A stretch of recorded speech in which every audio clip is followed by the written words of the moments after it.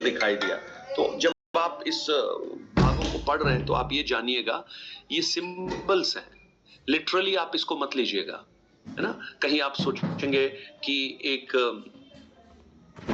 अजगर है, उसके 7 सिर हैं, 10 सींग हैं, ये कौन सा जानवर है। तो एक्चुअली ये सिंबलाइज है ना, एक लिटरल मीनिंग उसका नहीं ले सकते हैं आप।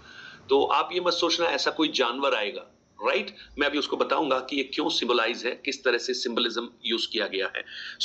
हम सबसे पहले देखते हैं, कल हमने उस स्त्री के बारे में देखा था और हमने जाना कि वो स्त्री इजराइल है, राइट। अब आप 5वें वचन को पढ़ते हैं, वहां पर देखिएगा, वह एक बेटा जनी जो लोहे का दंड लिए हुए था और सब जातियों पर राज्य करने पर था, राइट।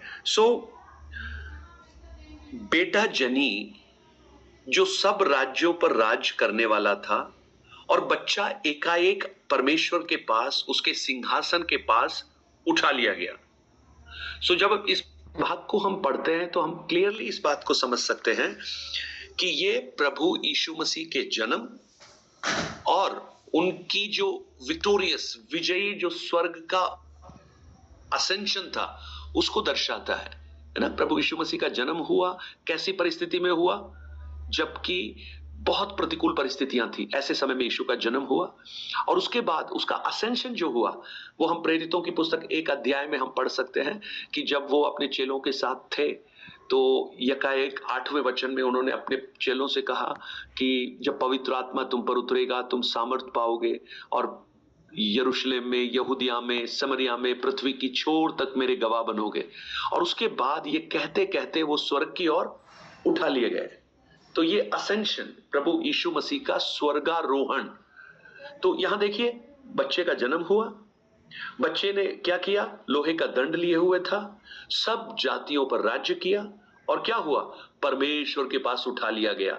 तो ये बिल्कुल इस बात को दर्शाता है कि ये और कोई नहीं, ये प्रभु यीशु मसीह है। आप उसका 5वां वचन एक बार पढ़ लीजिए, एक बार पढ़िए, कोई भी 5वां वचन पढ़ लीजिएगा।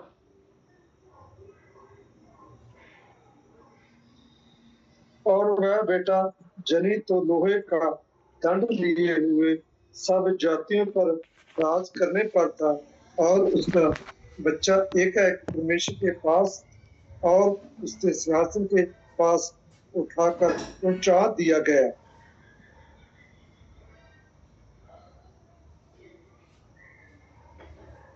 हाँ देखिएगा, ये अब ये समझ में आ गया ना। स्त्री के बारे में कल आपको समझ में आया, वो इजराइल था, और ये बच्चा कौन है, ये प्रभु यीशु मसीह है। ये जो पहला जो वंडर था वो यही था, वो स्त्री और वो बच्चा। 2 चिन्ह देखे ना, 12 अध्याय में पढ़िएगा। फिर स्वर्ग पर एक बड़ा चिन्ह दिखाई दिया, अर्थात एक स्त्री। और 3रे वचन को जब आप पढ़ेंगे वहां लिखा है फिर एक और चिन्ह स्वर्ग पर दिखाई दिया। दिस इज सेकेंड वंडर, ये दूसरा चिन्ह है। क्या है वो वंडर, एक बड़ा लाल अजगर। अब आप देखिएगा, एक स्त्री भी हो गई, एक बच्चा भी हो गया, अब एक लाल अजगर दिखाई दे रहा है। ये लाल अजगर, और इसका जब पढ़ते हैं वहां पर लिखा है 7 सिर हैं और 10 सींग है, और उनके सिर पर 7 राजमुकुट है। अब आप कल्पना कीजिए, ड्रैगन को आप सांप बोल सकते हैं। अब ऐसे सांप की कल्पना कीजिए, लाल अजगर जिसके 7 सिर और 10 सींग। ऐसा लगता है कि कोई स्टोरी में हम पढ़ते हैं ना, बच्चों की कहानी, फिक्शन नोवेल, उसमें इस तरह का एक जानवर आया। एक्चुअली जब हम आगे पढ़ेंगे इसका बहुत विस्तार से हम वर्णन हम करेंगे। जब 17 अध्याय आप पढ़ोगे, प्रकाशित वाक्य 17 अध्याय, वहां पर बहुत अच्छी तरह से इसका डिस्क्रिप्शन, वर्णन दिया गया है। मैं आपको जल्दी से एक बार बताकर मैं आगे बढ़ूंगा, क्योंकि नहीं तो आप कंफ्यूज हो जाएंगे इस जानवर के बारे में। मैंने पहले ही बोला ये लिटरल नहीं है, ये सिंबॉलिक है। अब मैं सिंबॉलिक क्या है, ये जो क्रीचर है ना, ये जो अजगर होता है, जो सांप होता है, इसकी कुछ खासियत है। क्या है खासियत, ये एक मनुष्य का शत्रु होता है ना। दूसरा, इसके अंदर मार डालने की क्षमता होती है, जहरीला होता है, और ये किसी का फ्रेंड नहीं हो सकता। ये जो भी उसके सामने आता है उसको क्या करता है, मार डालता है। तो ये जो अजगर यहां पर दिखाया गया है, ये वास्तव में अजगर नहीं है, बट अजगर जैसी एक ताकत जिसके अंदर फायरी फियर्स और किलिंग कैरेक्टर है। तो ये एक व्यक्ति हो सकता है, एक ऐसा डिक्टेटर हो सकता है जिसके अंदर अजगर जैसे गुण हो, सांप जैसे गुण हो, जो मार डाले लोगों को, है ना। तो सिंबॉलिकली ये किस बात को प्रकट करता है? पावर, मर्डर एंड इविल, यानी बुराई का प्रतीक है। सांप हमेशा से बुराई का प्रतीक है। तो एक ऐसा व्यक्ति, एक ऐसा शासक जो सांप के, ड्रैगन के गुण रखता हो, ऐसा एक व्यक्ति अधिकार में आएगा। और क्या है उसके हेड्स, उसके सिर क्या है? अब आप 17 अध्याय उसका 9 वचन एक बार देखिएगा, आपको वहां पर बिल्कुल यही अध्याय ऐसा लगेगा आपको वापस से रिपीट हो गया है। 17 अध्याय 9 वचन। उस बुद्धि के लिए जिसमें ज्ञान है, यही अवसर है। वे सातों सिर 7 पहाड़ है जिन पर स्त्री बैठी है। ये सातों सिर 7 पहाड़ हैं और जिन पर वो स्त्री बैठी है। स्त्री वही है जो हम 12वें अध्याय में देखते हैं, इज़राइल, राइट। अब ये 7 पहाड़ क्या हैं? मैंने बताया, मैं 17 अध्याय में इसका हम विस्तार से वर्णन करेंगे, लेकिन मैं जल्दी से आपको बता दूं, ये जो 7 पहाड़ है ना, ये प्रोबेबली रोम के बारे में बताया गया है। रोम जो है वास्तव में सिटी ऑफ हिल्स बोलते हैं उसको, और वहां 7 पहाड़ है। वो 7 हिल्स पर बनी हुई है, बहुत ही सुरक्षित और बहुत ही मजबूती के साथ बना हुआ है रोम। और आपको मालूम है रोम का शासन पूरे विश्व पर था। दे वर द माइटीएस्ट किंगडम। सो अब आप देखिए, हेड किसको, ये जो माउंटेन किसको दर्शाता है? माउंटेन ताकत को दर्शाता है, सुरक्षा को दर्शाता है और स्टेबिलिटी को दर्शाता है, यानी स्थायित्व को दर्शाता है। यानी जो रोम है, रोम जो सिटी है, वो एक तरह से बहुत ही मजबूत, बहुत ही स्थायी और बहुत ही पावरफुल। और वहां मैं उस पर नहीं आ रहा हूं, वो स्त्री उस पर बैठी हुई है। इसका अर्थ क्या है? यानी जो रोम है उसके ऊपर कौन बैठी है? स्त्री। कौन? इज़राइल। यानी रोम के ऊपर इज़राइल का आधिपत्य, यानी जो स्थायित्व, जो ऐसा लगता था कि इनका शासन कभी खत्म नहीं होगा, लेकिन क्या हुआ?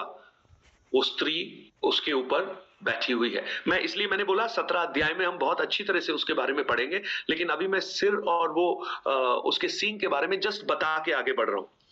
अभी जो सींग है ना, सींग, 10 सींग है उसके। ये सींग किस बात को दर्शाते हैं?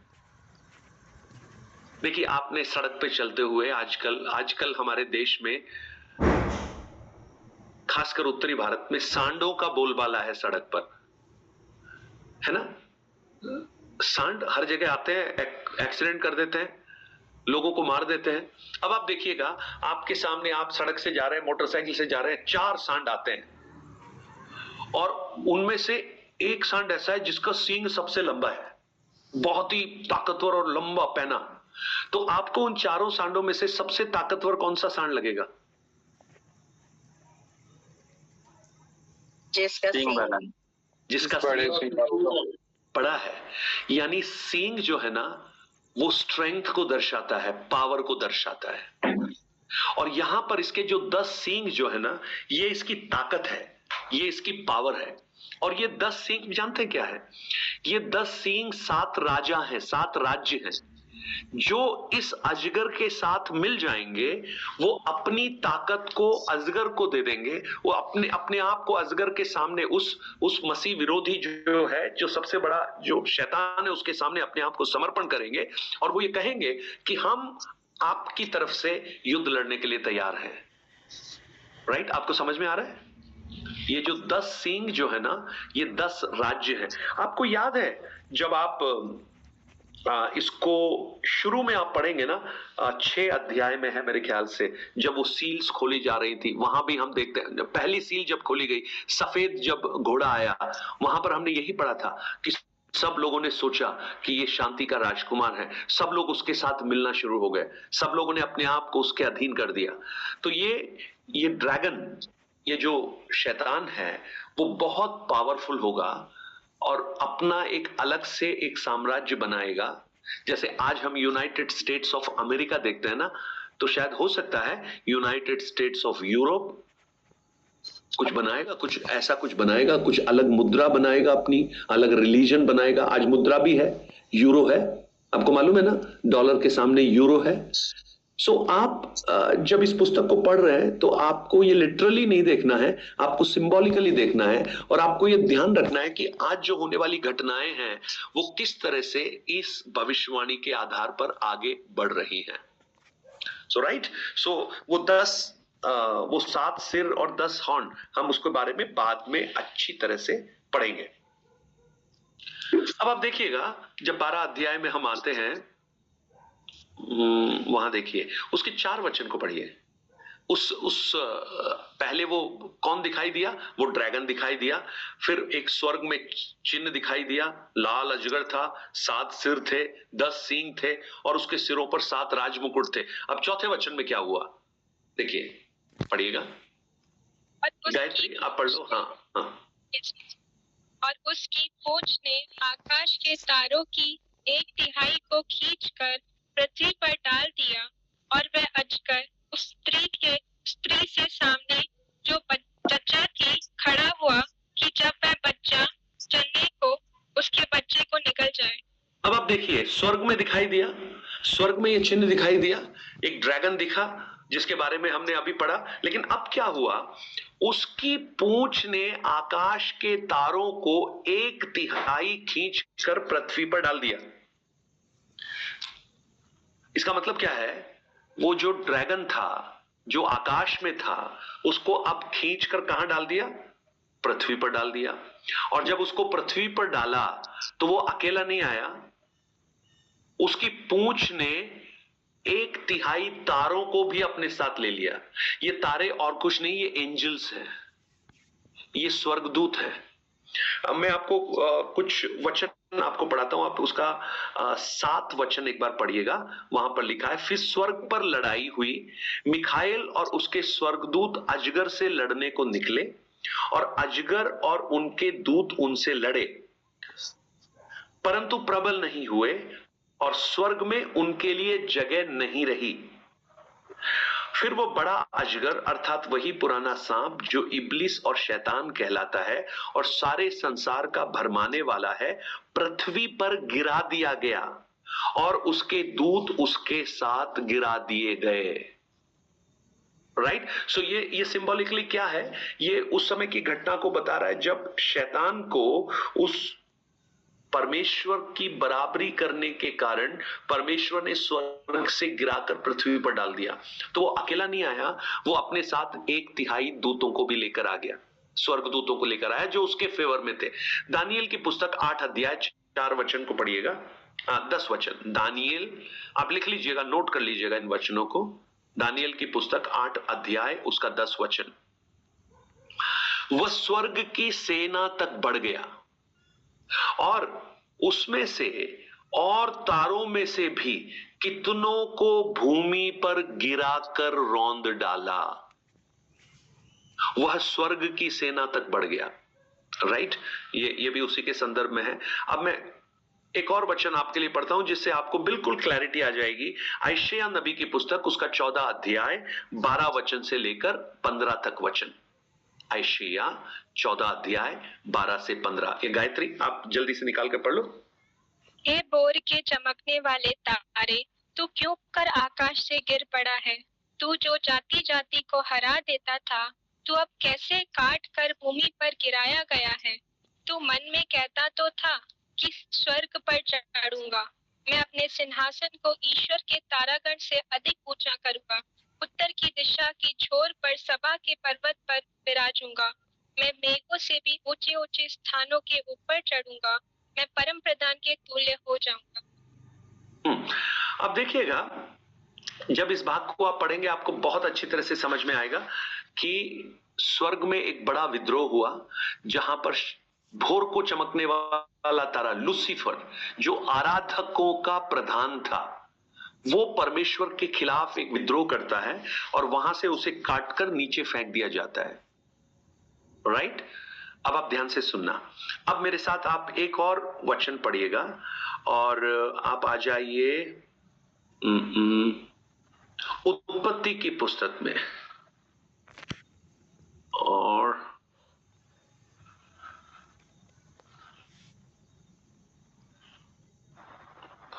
उत्पत्ति की पुस्तक उसका 5 अध्याय, उत्पत्ति की पुस्तक 5 अध्याय में आएगा। आपको एक प्रश्न जो शायद कई लोगों को विचलित करता होगा, वो वहां पर आप देख पाएंगे, जहां पर लिखा है परमेश्वर के पुत्रों ने मनुष्य की पुत्रियों से शादी कर ली। ये कहाँ है? ये 6 अध्याय में, सॉरी 6 अध्याय में, ओके 6 अध्याय में। या एक और 2 वचन पढ़ लीजिएगा। फिर जब मनुष्य भूमि के ऊपर बहुत बढ़ने लगे और उनके बेटियां उत्पन्न हुई, तब परमेश्वर के पुत्रों ने मनुष्य की पुत्रियों को देखा कि वह सुंदर है, सो उन्होंने जिस जिस को चाहा उनसे ब्याह कर दिया। अब आप देखिएगा, यहां पृथ्वी के बारे में लिखा है, मनुष्य पृथ्वी पर बढ़ने लगे, यानी आदम और हवा के द्वारा सबसे पहले केन हुआ, उसके बाद आबिल हुआ, उसके बाद उसके और भी बहुत सारी संतान हुई, है ना। तो उन संतानों में से बहुत सारी बेटियां भी उत्पन्न हुई, और जब वो बेटियां उत्पन्न हुई तब परमेश्वर के पुत्रों ने मनुष्य की पुत्रियों को देखा। तो ये परमेश्वर के पुत्र कौन है? मनुष्य की पुत्रियां कौन है? मनुष्य की पुत्रियों में कोई शक नहीं है, वो आदम की बेटियां हैं, है ना, या उस वंश से आई हुई है मनुष्य की पुत्रियां। मनुष्य आदम है, पहला आदम है, तो उसकी बेटियां। लेकिन परमेश्वर के पुत्र कौन है? They are angels. एंजल्स। कौन से एंजल हैं? Fallen angels. आप मुझे बताइए, जब परमेश्वर ने आदम और हवा को उस आदन की वाटिका में रखा, तो ये शैतान वहां कहां से आ गया सांप के रूप में? मैं आपको बताऊं, आप जब उत्पत्ति पहला अध्याय पढ़ोगे ना, अब पहले अध्याय में आइएगा, उसका पहला वचन पढ़िए। आदि में परमेश्वर ने आकाश और पृथ्वी की सृष्टि की। अब दूसरा वचन पढ़िए। और पृथ्वी बेडोल और सुनसान पड़ी थी, और गहरे जल के ऊपर अंधियारा था, तथा परमेश्वर का आत्मा जल के ऊपर मंडलाता था। मेरा एक छोटा सा प्रश्न है, आदि में परमेश्वर ने आकाश और पृथ्वी की सृष्टि की, पृथ्वी बेडोल और सुनसान पड़ी थी। माय क्वेश्चन इज, क्या परमेश्वर बेडोल और सुनसान पृथ्वी की रचना करेगा? आपको क्या लगता है? परमेश्वर ने पृथ्वी को बनाया बेडोल, यानी फॉर्मलेस और सुनसान। क्या परमेश्वर कोई भी चीज ऐसी बनाएगा जो हर चीज बनाने के बाद क्या कहा? सुंदर है, इट इज गुड। तो आप बताइए, ये बेडोल और सुनसान कैसे बनाई परमेश्वर ने? उन्होंने नहीं बनाई। क्या सुना नहीं गायत्री? परमेश्वर ने तो पृथ्वी अच्छी बनाई थी, लेकिन ये फॉलन एंजल्स जो गिरे थे, तो इनके कारण वो बेडोल और सुनसान अंधियारा से भर गई। या आपने बिल्कुल सही बोला रजत। जब परमेश्वर ने पृथ्वी को बनाया था, पृथ्वी बहुत खूबसूरत थी, बहुत सुंदर थी। परमेश्वर कभी भी बुरी चीज नहीं बनाएंगे। लेकिन हुआ क्या? जब स्वर्गदूतों ने रिवोल्ट किया, लूसीफर ने जब रिवोल्ट किया, तो उसे स्वर्ग से गिरा दिया। कहां पे? पृथ्वी पर। अब वो पतित स्वर्गदूत जो फॉलन एंजल्स थे, उन्होंने आकर पृथ्वी को बेडोल और सुनसान बना दिया। और विद्वान ये कहते हैं कि इस पहले वचन और दूसरे वचन, या पहले और तीसरे वचन के बीच में, आदि में पृथ्वी और परमेश्वर ने आकाश और पृथ्वी की सृष्टि की, और तीसरा वचन तब परमेश्वर ने कहा उजियाला हो जाए, इन दोनों के बीच में लाखों सालों का अंतर है। हम तो अध्याय 1 पढ़ के चले जाते हैं, आदि में परमेश्वर ने बनाया, बेडोल और सुनसान थी। तो इसके बीच में आपको जो भी आपको डायनासोरस युग और वो सब दिखाई देता है ना, वो इनके बीच का समय है, बेडोल और सुनसान, वो वाला समय है। उसके बाद सब कुछ नए सिरे से फिर बनाया, और तब आदम को और हव्वा को एक आदन की वाटिका में रखा। तो ऑलरेडी वहां पर स्वर्गदूत हैं, कौन से? फॉलन एंजल्स, वो वहां पर हैं ऑलरेडी। तो क्या हुआ, जब परमेश्वर के पुत्रों ने मनुष्य के पुत्रियों को देखा, परमेश्वर के पुत्र कौन से?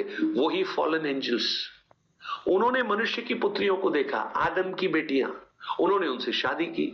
और हम पढ़ते हैं कि जब 6 अध्याय को पढ़ेंगे, चूंकि वो एंजल्स थे, तो उनके द्वारा जो बच्चे पैदा हुए वो बहुत शूरवीर थे और दानव जैसे थे, दानव जैसे, क्रॉस बडिंग, एक तो एंजल और एक मनुष्य, दोनों से जब क्रॉस होकर बच्चे पैदा हुए, दे आर एंजल्स। अनाक वंशी जो हम पढ़ते हैं ना, अनाक वंशी, दे आर माइटी वॉरियर्स, ऐसे लोग वो थे, राइट। सो मैंने जस्ट आपको समझाने के लिए कहा। तो अब हम वापस प्रकाशित वाक्य में आ जाइए, उसका 4 वचन एक बार फिर से पढ़िएगा, अब आपको समझ में आ जाएगा वो। यस, पढ़िए। और उसकी पूंछ ने आकाश के तारों की 1/3 को खींचकर पृथ्वी पर डाल दिया, और वह अजगर उस स्त्री से सामने जो जच्चा थी खड़ा हुआ कि जब वह बच्चा जने। ओके, अब आप देखिए, समझ में आया ना? वेरी था। हाँ, जैसे ये स्वरदूत जो उस समय जो गिराए गए, तो जो उन्होंने शादियां की, तो क्या फिजिकली अपीयरेंस था क्या उनका उसमें? हाँ, ये फिजिकली अपीयरेंस था। सर स्वरदूत को तो हमारे जैसे हाड़ मांस नहीं है, वो तो आत्मा है ना सर। नहीं, वो पतित हो गए ना, दे आर डिफाइल हो गए, वो पतित स्वर्गदूत हो गए, और इसलिए वो पृथ्वी पर भेज दिए गए। तो उनके अंदर फिजिकल अपीयरेंस भी था, स्पिरिचुअल भी था। तो पास्टर अभी भी है क्या चीज? these kinds of angels, fallen angels? कितने लोगों ने स्वर्गदूतों को देखा है मुझे नहीं मालूम, but I could experience ride with स्वर्गदूत। हम कहेंगे कहां पे हुआ है ये? मैं आपको बहुत सारे उदाहरण दे सकता हूं, बहुत सारे उदाहरण। अभी मैं पंजाब में था, मेरे साथ एक पास्टर थे जिनका नाम पास्टर मोसेस था। उनके पिताजी बहुत बड़े सुसमाचारक थे, अभी भी हैं, करीब 80+ ईयर की एज उनकी है। वो उधमपुर, जम्मू कश्मीर में वो सेवा करते थे। एक रात वो अपने एक दोस्त के साथ में बहुत जगहों पर सुसमाचार सुनाने के बाद वो वापस आ रहे थे। पहाड़ी इलाका था, अचानक लैंडस्लाइडिंग और बारिश होने लगी, और इनको नजर आया कि जिस पहाड़ से यात्रा कर रहे हैं वो पहाड़ खिसक रहा है, धीरे धीरे वो खिसक रहा है। लैंडस्लाइडिंग होती है ना, अभी भी आपने अभी आता है जम्मू कश्मीर में कितनी जगह लैंडस्लाइडिंग हो जाती है, वो पहाड़ खिसक रहा है। तो इनको समझ में नहीं आया क्या करें। तो ये बड़ी मुश्किल से एक चट्टान जैसी जगह थी, वो वहां पर खड़े हो गए। तो उनके पीछे जो जगह छोड़ के आए थे, पूरा की पूरा वो गिर गया। अब कोई जगह नहीं इनको जाने के लिए, वो एक चट्टान पे खड़े हुए हैं, और सामने गड्ढा है, खाई है, साइड में खाई है। ये अब सोच रहे क्या करें। तो इन्होंने प्रार्थना करना शुरू किया, और जब ये ऐसे प्रार्थना कर रहे थे, अचानक इनको एक आवाज आई। तो पीछे की तरफ घूमकर देखा तो एक आदमी खड़ा हुआ है, गांव का एक आदमी, और वो इनसे पूछ रहा है कि भाई आप लोग ये रात के समय क्या कर रहे हो, यहाँ पे मर जाओगे यहाँ। तो उन्होंने कहा देखो हम तो ऐसे रास्ता भटक के यहाँ आ गए हैं, हमें नहीं मालूम, अब क्या करें हम। तो उसने कहा आओ मैं रास्ता दिखाता हूं। तो वो ऊपर खड़ा था, उसने अपना हाथ बढ़ाया, पहले उस व्यक्ति को पास्टर ने बोला तुम जाओ, उनको चढ़ा दिया, उसके बाद पास्टर को चढ़ाया। और जब पास्टर ऊपर चले गए तो उन्होंने देखा जो चट्टान जिस पर वो खड़े थे वो भी नीचे गिर गई। अब ऊपर चढ़ा तो दिया इनको, और इस व्यक्ति ने बोला देखो आप गलत रास्ते से आगे हैं, आपको ये वाला रास्ता लेना है, इस वाले रास्ते पे आपको जाना है, आप आगे चलो मैं पीछे आ रहा हूं। और ये आगे चले। तो पास्टर ने कहा मैं इससे बात करूं, यार ये कौन सा है इस रात को, ये 1 बजे 12 बजे कौन है ये आदमी। वो मुड़ा देखने के लिए, तो वहां कोई आदमी नहीं है, नो बडी वाज देयर। ये उनका टेस्टिमनी, अभी भी वो जीवित है, उधमपुर में रहते हैं वो पास्टर इमानुएल जी। मोसेस से मिले, मोसेस के पापा की बात कर रहा हूं मैं 2000 से जो पास्टर जी, जैसे हिंदू मैथोलॉजी में बहुत लोग कहते हैं कि मैंने इस तरह की आत्मा को देखा या रोड पे खड़े थे। बिल्कुल, मैं आपको आपने भी एक बार एक टेस्टमनी दी थी कि आपको जब वो लोगों ने, विरोधियों ने मार के डाल दिया था तो कोई आपको उठा के लेके आया था। वही बताना चाहता हूँ। मैं जब 2012 में एक बहुत बड़ा सताव मेरे ऊपर आया, करीब 250-300 लोगों ने मुझे उठाकर पकड़ा, मारा बुरी तरह से, और ऐसा लगा कि जीवन खत्म हो रहा है। तो एक जगह मैं खड़ा हूं, और खड़ा नहीं, वो बड़ी कहानी है, मैं छोटा करके बोल रहा हूं। जब मैं एक जगह पहुंचा तो एक मोटरसाइकिल वाला मेरे पास आके खड़ा होके मुझे बोलता है, आप बैठो, मैं आपको छोड़ दूंगा, क्योंकि विरोधी लोग सामने खड़े हैं और वो बहुत संख्या में है, और मुझे उस उज्जैन शहर के बारे में कोई आइडिया नहीं है वो क्या है। मैं दूसरी बार जब उसने कहा, मैं बैठ गया, मुझे वो मेरे होटल पे छोड़ा, उसने बड़े आराम से मोटरसाइकिल चलाकर लेकर गया, और जब मैं होटल में उतरा, बाइक से नीचे उतरा, मैं उसको थैंक बोलने के लिए मैंने सोचा इसको मैं धन्यवाद दूं, इसका मोबाइल नंबर लूं। तो मैं आपको कहूं, उस पूरी सड़क पर कोई मोटरसाइकिल थी ही नहीं वहां पर, और वो रास्ता भी ऐसा नहीं था कि कोई गली में कोई व्यक्ति घुस जाए। पूरी सड़क थी जिसमें अगर मोटरसाइकिल जाएगी तो सीधी जाती हुई मुझे दिखाई देगी, लेकिन वहां कोई मोटरसाइकिल नहीं थी। मैं आपको कहूं, आज भी एंजेलिक विजिटेशन है। इब्रानियों की पुस्तक में जब आप पढ़ेंगे, मैं आपको इब्रानियों की पुस्तक में से एक वचन पढ़ाना चाहूंगा, आप मेरे साथ निकालिएगा। एक अध्याय उसका 14 वचन, वहां लिखा है, क्या वे सब सेवा टहल करने वाली आत्माएं नहीं हैं जो उद्धार पाने वालों के लिए सेवा करने को भेजी गई हैं। सो एंजेलिक विजिटेशन के बारे में मैं बहुत सारी बातें बता सकता हूं। मैंने आपको एक कहानी सुनाई होगी, केरल में एक प्रभु के दास थे, वो बहुत बड़े प्रभु के अभिषिक्त एक खादिम थे, और उस समय, आज से बहुत साल पहले की बात है, बहुत गरीबी होती थी, और खासकर प्रभु के दास लोग बहुत घटी में जीते थे। तो इनके घर में केले के 2 पेड़ थे, और उनमें केले के गुच्छे थे, लाल केले थे। वो लाल केले साधारण केलों से महंगे बिकते थे। तो उनकी इच्छा ये थी कि जब केले के ये पक जाएंगे तो इनको बेचकर हम कुछ सेवा का कार्य करेंगे, ऐसा विचार उस समय होता था। तो ये अब क्या हुआ, जब केले पकने का समय आया तो ये वैसा समय था कि ऐसे केलों को अगर दिखे तो लोग चुरा के ले जाते थे, क्योंकि भूखमरी थी, गरीब लोग होते थे, खाने के लिए कुछ नहीं होता था। तो ये प्रभु के दास अब बड़ी दुविधा में थे, क्योंकि ये हर जगह मीटिंग में जाते हैं, घर में खाली छोड़ के जाना पड़ता है। तो एक दिन जब केले पकने वाले थे, काटने का टाइम होने वाला था, इनको एक मीटिंग में जाना है, कन्वेंशन में जाना है, तो इन्होंने पता क्या किया, घर से जब निकले तो खड़े होकर इन्होंने प्रार्थना किया, हे मिखाइल, हे गैब्रियल, मैं जा रहा हूं, मेरे केलों के पेड़ों का ध्यान रखना। और ये चले गए। जब ये कन्वेंशन के बाद वापस आए 2 दिन के बाद में, तो देखा वो केले के दोनों गुच्छे गायब हैं, कोई तोड़ के ले गया। अब जब उन्होंने ये देखा, ये वहीं पे खड़े होकर ये जोर से चिल्लाकर बोले, मिखाइल, गैब्रियल, मैं तुम्हें बोल के गया था कि तुम ये केले बचा के रखना, संभाल के रखना, तुमने अपना काम नहीं किया। क्यों नहीं किया तुमने अपना काम? वो बोल रहे एंजल्स को। ये कह के बहुत दुखी होके घर में अंदर आके बैठ गए। जब अंदर आके बैठे तो दरवाजा किसी ने खटखटाया। एक आदमी 2 केले के गुच्छे लेके आया। बोले, पास्टर जी, ये केले के गुच्छे आप ही रखो, मैं नहीं ले सकता इसको। बोले, क्या, कौन है तू? बात किया उससे। तो बोला, मैं एक चोर हूं, मैं आपके केले के गुच्छे आज ही काट के ले गया हूं, और जब से मैं केले के गुच्छे लेके गया हूं, मैं बैठ ही नहीं पा रहा हूं। मैं कुर्सी पे बैठता हूं, कुर्सी नीचे गिर जाती है, खाट पे बैठता हूं, खाट उल्टी हो जाती है। मैं अब क्या करूं, मुझे समझ में नहीं आ रहा। और मुझे समझ में आ गया कि इन केले के गुच्छों में कुछ प्रॉब्लम है, तो आप मुझे माफ करो, आज के बाद मैं आपके घर की सुरक्षा करूंगा, आज के बाद कभी किसी का केला नहीं चुराऊंगा। और आचार्य कुंजमोन उपदेशी था उनका नाम। उन्होंने उस व्यक्ति के लिए प्रार्थना की, वो व्यक्ति उद्धार में आ गया, और बाद में बताते हैं कि वो पासवान बन गया। सो देखिए, एंजेलिक जो प्रोटेक्शन है आज भी है। भजन संहिता 34 के 7 में लिखा है, यहोवा के डरवैयों के चारों ओर उनका दूत छावनी किए हुए उनकी सुरक्षा करता है। तो वो देखिए हमें नजर नहीं आते हैं, लेकिन जब जरूरत होती है ना तब परमेश्वर नजर भी आने देते हैं, बिकॉज दे आर एंजल्स। देखिए अगर हम एदन की वाटिका के बारे में पढ़ेंगे, एदन की वाटिका आपको क्या लगती है? वाटिका जब सुनते हैं तो ऐसा लगता है कि 200 गज के प्लॉट में कोई थोड़ी सी घास फूस लगा के पेड़ वेड़ लगा के रखे होंगे। No no, it is miles long, hundreds and hundreds of miles long and width, इतना चौड़ा था। और उसकी सुरक्षा के लिए 2 लोग थे, आदम और हव्वा।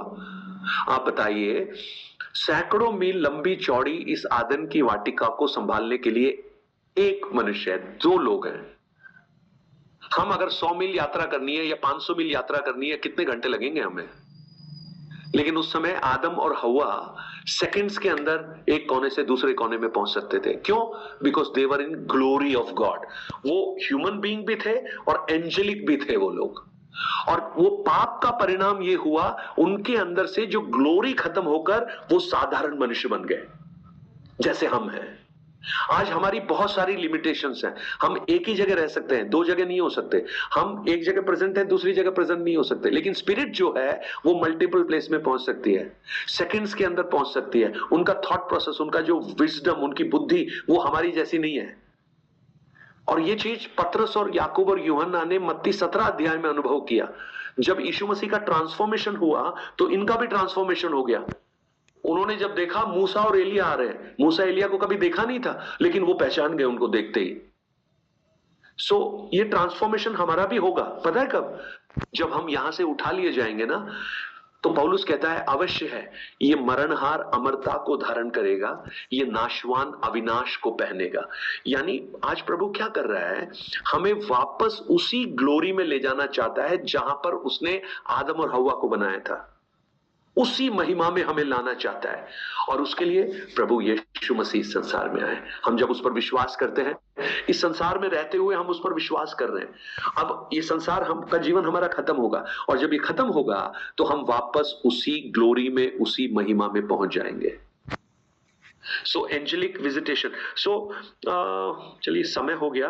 12 अध्याय को हम थोड़ा और अगर देखते हैं तो मैं 5वें वचन पे थोड़ा और फोकस करना चाहता था, 4थे वचन पे, कि वह अजगर उस स्त्री के सामने जो जच्चा सी थी खड़ा था, और जब वह बच्चा जने तो उसके बच्चे को निगल जाए। राइट? सो ये स्त्री कौन थी? इजराइल। ये बच्चा कौन था? यीशु मसीह। ये अजगर कौन है? शैतान। तो इजराइल से यीशु मसीह पैदा होगा, लेकिन जब पैदा होगा तो कौन उसे मारने के लिए तैयार है?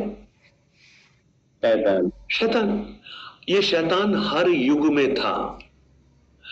आप अगर निर्गमन की पुस्तक को देखेंगे, वहां पर ये जो शैतान फरहो के रूप में था। मैं आपको 1-2 वचन आपको पढ़ा देता हूं, पढ़िएगा। एजेकिएल की पुस्तक 29 अध्याय उसका 3 वचन पढ़िएगा एक बार। 2-3 वचन पढ़कर समाप्त कर दूंगा। एजेकिएल की पुस्तक उसका 29 अध्याय 3 वचन, कोई भी जल्दी से निकाल लीजिए। यह कह परमेश्वर यहोवा यूं कहता है, हे मिस्र के राजा फिरौन, मैं तेरे विरुद्ध हूँ। हे बड़े नगर, तू जो अपनी नदियों के बीच पड़ा रहता है, जिसने कहा है कि मेरी नदी मेरी निज की है और मैं ही ने उसको अपने लिए बनाया है। परमेश्वर यहोवा यूं कहता है, हे मिस्र के राजा फिरौन, मैं तेरे विरुद्ध हूं। हे बड़े नगर, तू जो अपनी नदियों के बीच पड़ा रहता है। एक्चुअली हिंदी में ना इसका वो वाक्य नहीं आया है। इंग्लिश में लिखा है, pharaoh king of Egypt the great dragon that lieth in the midst of his rivers. English है किसी के पास? और कोई इंग्लिश है? फरोहो को ग्रेट ड्रैगन कहा है। ड्रैगन कहां पड़ा रहता है? नदियों के पास, और कहता है कि ये मेरी जगह है, मैं यहां पर पड़ा हूं। तो फरोह कौन है? ड्रैगन है। क्या करता है वो? जैसे ही कोई इब्रानी बच्चे पैदा हो, उनका सिर पत्थर पर पटक पटक कर मार डाले, तो इट रिजेंबल्स ड्रैगन। एक और वचन पढ़िएगा, यिर्मयाह की पुस्तक 51 अध्याय उसका 34 वचन।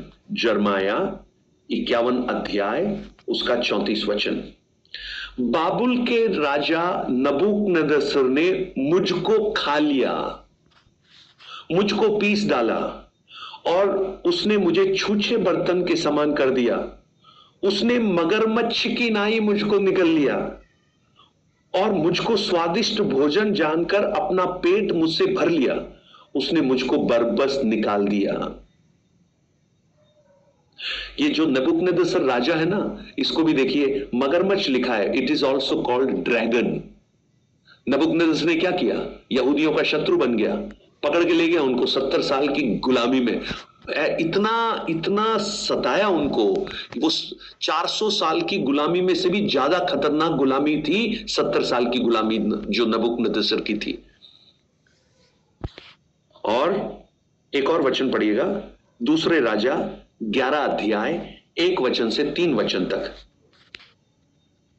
Second king.